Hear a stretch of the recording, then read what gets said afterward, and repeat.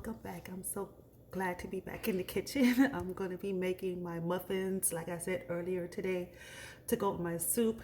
I've already mixed all the dry ingredients together.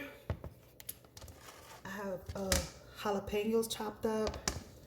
I'll be using some corn in it, and I'm just doing the basic cornbread recipe, and whatever I add in is just all the extras to the cornbread that I will be making.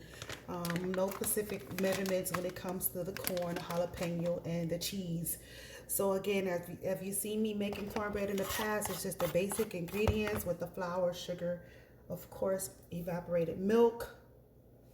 Again, I don't measure when it comes to this all the time, so you have to kind of like eyeball it of how much you think you may need. I use cooking oil, and I also use flour and 2 eggs. So once I get everything together, put it in a pan, I'll be back. To my pan, I added 2 eggs, and I'm also going to be adding like almost 3/4 of this butter to it, because that way it can keep it moist, opposed to just using plain oil. Oil does not always keep your cornbread moist, because remember, the cornmeal itself, as I stated in the past, can be pretty dry, so you need to do something to keep it nice, moist, and buttery. So this should be about it, and I'm just going to combine it with the flour, and I'm just going to add some milk. I try to add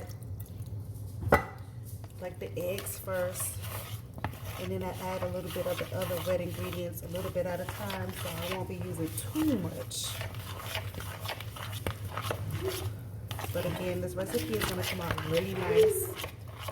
I'm going to also add my can of corn with the juice and all to it. Now, if you don't want that much corn, you don't have to add that much corn, but it's going to have corn in it. That's why I didn't add that much, what is it, too much milk in it, because I knew I wanted to put the juice from the corn. And I will be adding the jalapenos. Make sure you don't rub your eyes after this, because they will burn. And I chopped them up nice and small.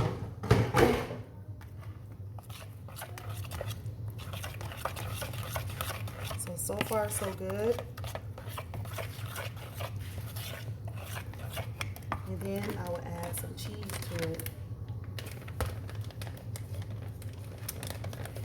And there is my recipe for my jalapeno corn and cheddar cheese corn muffins. I will be adding some oil to it as well. Some of the local oil. So that means it might be on the cheesy side. I will add the oil again, because I said I don't like to have dry cornbread.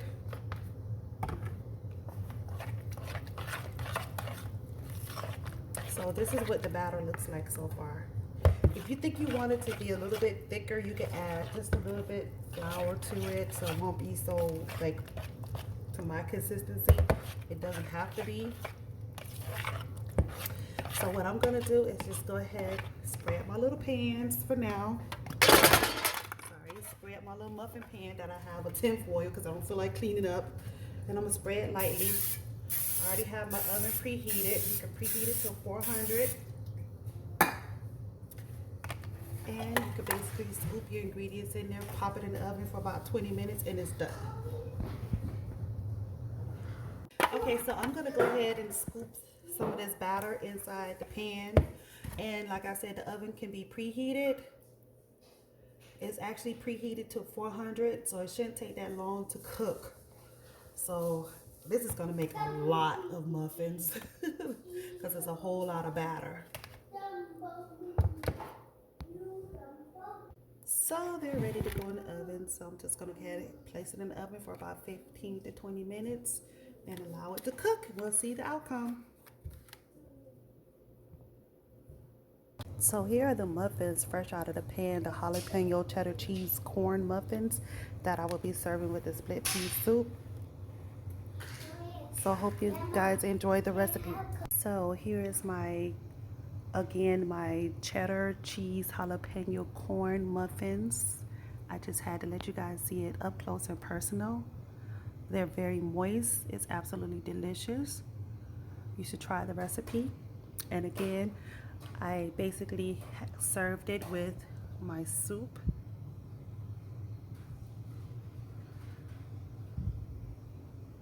So again, if you like what you see, comment and subscribe. Thank you again for watching Teresa's Kitchen.